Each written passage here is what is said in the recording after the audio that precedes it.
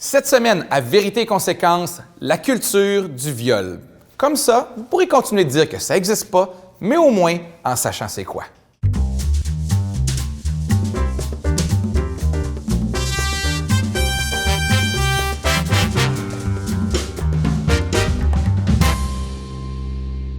La sexologue Jocelyne Robert décrit la culture du viol comme un concept établissant des liens entre la violence, le harcèlement, les agressions sexuelles et la culture de la société où ces crimes se commettent. OK, allons-y par étapes. Comme le dit la professeure et juriste Rachel Chagnon, il y a une construction sociale dans nos sociétés, un conditionnement qui régit nos rapports sexuels. Dans mes mots, je dirais, il y a une game. On nous enseigne que le rôle de l'homme est de convaincre la femme d'avoir une relation sexuelle avec lui, tandis que celui de la femme est de dire non un certain temps afin de garder sa pureté, parce qu'il ne faudrait surtout pas avoir l'air d'une fille facile. Premièrement, notre dynamique sexuelle semble complètement nier que la femme puisse aussi avoir des besoins et des envies, parce que ça se peut. J'ai déjà vu ça dans un film. Deuxième problème, en disant que l'homme doit convaincre, on sous-entend que les hommes doivent persévérer même face à l'ambiguïté. C'est comme si la réussite de l'entreprise tenait pas tant à l'envie des deux personnes d'avoir ou non une relation sexuelle, mais à la qualité de plaideur de l'homme. Madame la juge, mon client a une bonne job, bonne éducation, paraît bien. Pour parler en termes de char, c'est une occasion qui ne se refuse pas. Comme le souligne le docteur Salmona, on vit aussi dans un système de dénégation où il y a une forme de déni du viol. C'est-à-dire qu'on a de la difficulté à croire qu'une agression sexuelle puisse en être une, à moins que ça se passe dans une ruelle sombre avec de la violence physique.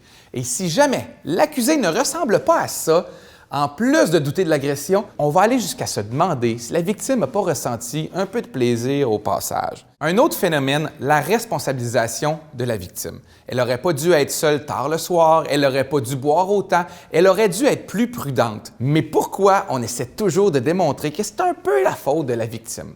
La réponse nous vient d'une psychologue américaine qui explique qu'on responsabilise les victimes avant tout pour se faire croire que ça ne pourrait pas nous arriver à nous. Comme on peut difficilement imaginer vivre dans un monde où des choses horribles peuvent nous arriver, on cherche une façon de se convaincre que les gens à qui ça arrive, ils l'ont cherché. D'où le maintenant célèbre.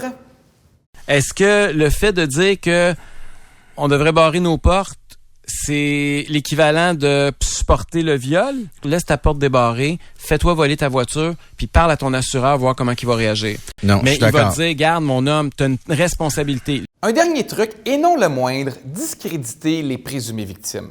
Comme l'a fait le député libéral Serge Simard dans le cas d'Alice Paquette, qui avait accusé d'agression sexuelle un autre député libéral. Il a donc spontanément déclaré: Il semble que ce serait un député libéral selon la plaignante. Là. Vous avez bien dit « il semble ». Il semble que, effectivement... On demande très souvent à quelqu'un « c'est quoi le nom de ton maire » puis il ne sait pas. Pardon, Serge?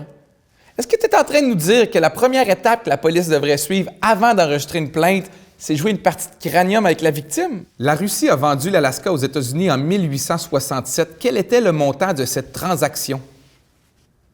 Tu savais pas? Pas très crédible comme victime.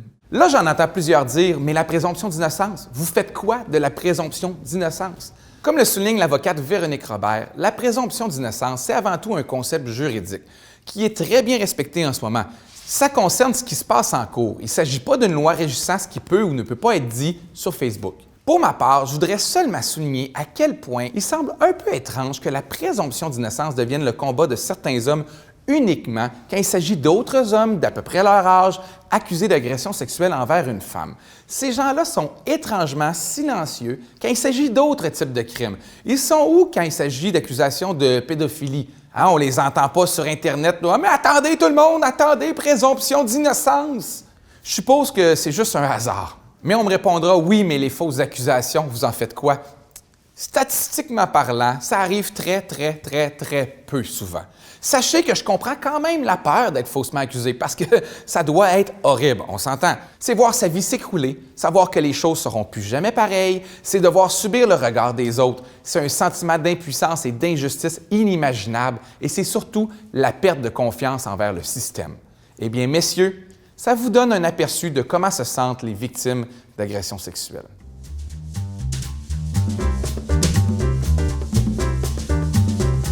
Catégorie sculpture. À l'aide de la pâte à modeler, pouvez-vous sculpter le pénis de votre agresseur.